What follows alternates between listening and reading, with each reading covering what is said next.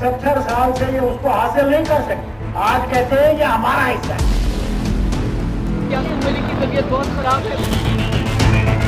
370 को कहते खत्म करो, मैं भी देखता हूँ फिर कौन इनका झंडा खड़ा करने के लिए तैयार। ऐसा लगता है जैसे घमंडिया गठबंधन बनाने से पहले एक सूची तैयार की गई होगी, जिसमें गठबंधन में शामिल होने के कुछ मानक लिखे गए होंगे।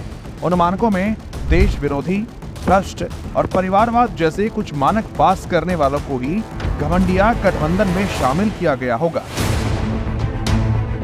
क्योंकि आप घमंडिया गठबंधन में शामिल जिस पार्टी पर नजर डालेंगे वो इन सभी मानकों पर खरा उतरती नजर आएगी।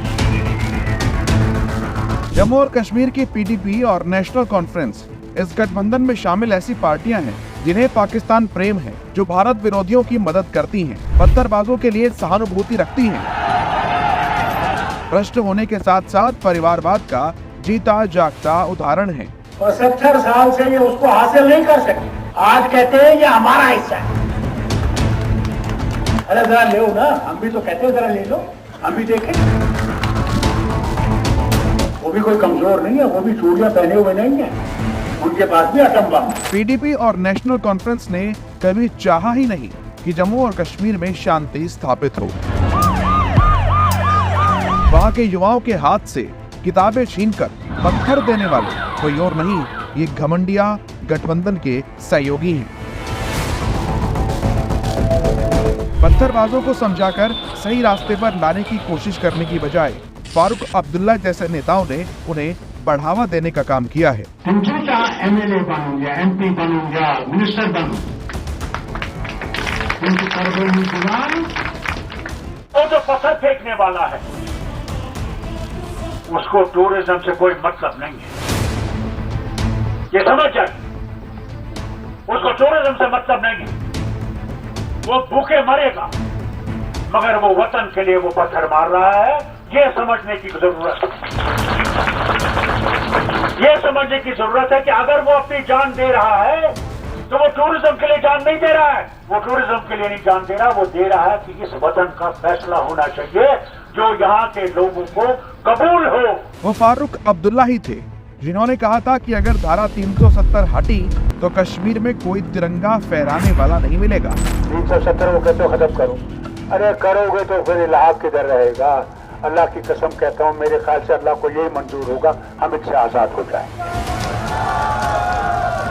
करें, हम भी देखते हैं, हम भी देखते हैं। मैं भी देखता हूँ फिर कौन इनका झंडा खड़ा करने के लिए तैयार है। मैं भी देखता हूँ फिर कौन इनका झंडा खड़ा करने के लिए तैयार है। मैं भी देखता हूँ, आप भी देखते हैं। पीडीपी और नेशनल कॉन्फ्रेंस ही है जिनका पाकिस्तान प्रेम समय समय पर दिखता रहता है।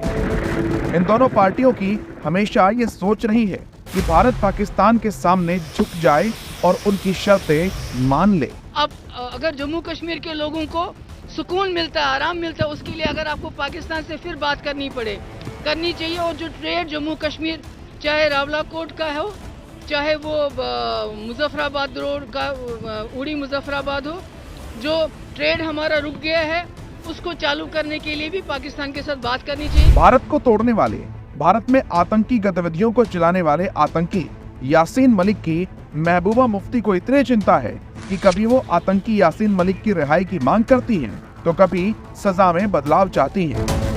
इन तमाम ज्यादतियों के खिलाफ, जिसमें यासीन मलिक की तबीयत बहुत खराब है, बहुत उनको इमीडिएटली छोड़ दिया जाना चाहिए कि अगर खुदा ना खास्ता उनकी तबीयत और बिगड़ गई तो मैं अभी आपके यहाँ से कहना चाहती हूँ गवर्नमेंट ऑफ इंडिया को कि जम्मू कश्मीर के हालात और बिगड़ जाएंगे और संभालना बड़ा मुश्किल हो जाएगा। हिंदुओं से नफरत और पाकिस्तान प्रेम महबूबा मुफ्ती को विरासत में मिला है। पूरा देश जानता है महबूबा मुफ्ती के पिता मुफ्ती मोहम्मद सईद के राज में कश्मीरी हिंदुओं के साथ जघन्य अपराध हुआ। 1986 में अयोध्या में राम मंदिर के ताले खुलवाने के बाद देश के कुछ हिस्सों में दंगे भड़क उठे, जबकि कश्मीर काफी हद तक शांत था। लेकिन अनंतनाग जिले में हिंसा भड़क उठी जो मुफ्ती मोहम्मद सईद का गढ़ था। वहां कई मंदिरों को अपवित्र किया गया और पंडितों के घरों पर हमले किए गए। कश्मीर से रिपोर्ट करने वाले प्रवीण डोंधी ने विभिन्न स्रोतों का हवाला देते हुए कहा कि मुफ्ती इन दंगों के पीछे थे, मुफ्ती ने ही दंगों की साजिश रची थी। इसके बाद से जम्मू कश्मीर में हालात और बिगड़ते चले गए। जब कश्मीरी पंडितों की हत्याएं शुरू हुई तब राज्य में नेशनल कॉन्फ्रेंस की ही सरकार थी और फारूक अब्दुल्ला सीएम थे। कश्मीरी पंडितों के बुरे दिनों की शुरुआत 14 सितंबर 1989 से हुई। भाजपा के राष्ट्रीय कार्यकारिणी के सदस्य और वकील टीकालाल टपलू जो कश्मीरी पंडित थे, उनकी हत्या कर दी गई। इसके बाद जस्टिस नीलकांत गज्जू की भी गोली मारकर हत्या हुई। उस दौर के अधिकतर हिंदू नेताओं की हत्या कर दी गई। पंडितों को कश्मीर छोड़ने के लिए कहा जाने लगा। कश्मीरी पंडितों ने कश्मीर छोड़ा, अपनों को खोया, सिर्फ और सिर्फ पीडीपी और नेशनल कॉन्फ्रेंस के कारण। आज पीडीपी और नेशनल कॉन्फ्रेंस घमंडिया गठबंधन का हिस्सा है। बस आपको इतना सोचना है कि अगर गलती से भी ये सत्ता में आ गए तो क्या ये निज स्वार्थ के लिए देश का सौदा नहीं करेंगे। धारा 370 फिर से लागू करने की मंशा रखने वाले क्या फिर से धारा 370 लागू कर जम्मू और कश्मीर को तबाह करने का काम नहीं करेंगे। ये वो सब करेंगे जो ये करते आए हैं और कहते आए हैं। इसलिए इन घमंडियों से सावधान रहें और सतर्क रहें, क्योंकि देश के लिए घातक है घमंडिया।